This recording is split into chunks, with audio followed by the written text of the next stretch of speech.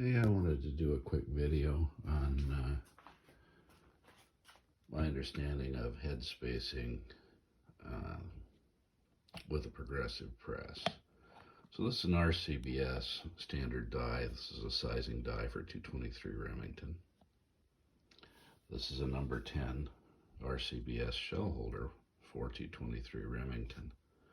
So if you set this up as the directions call for and size with the die in firm contact with the shell holder, you end up with cases that set the shoulder back where they're right at as short as they're going to be to measure out to SAAMI spec, which is fine. That gives you, they chamber the gun fine, case life is fine, and everything's good.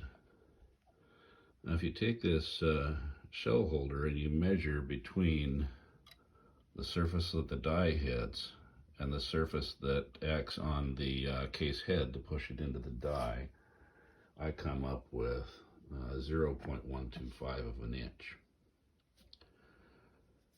So this is a shell plate off of Progressive.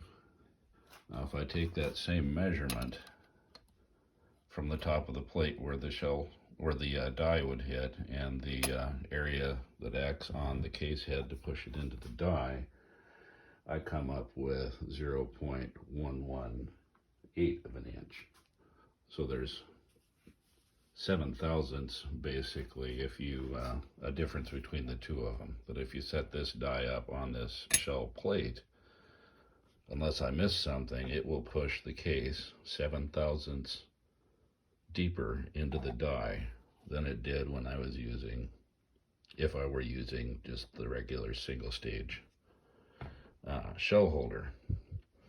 So the directions for the press, and of course those would chamber fine also, but they would, unless I miss something, I haven't done that myself, I set the press up as the directions called for using a case gauge and making sure it's between the go and no-go steps there. But I would think if I set it all the way down that I would end up with head spacing that's out of SAAMI spec.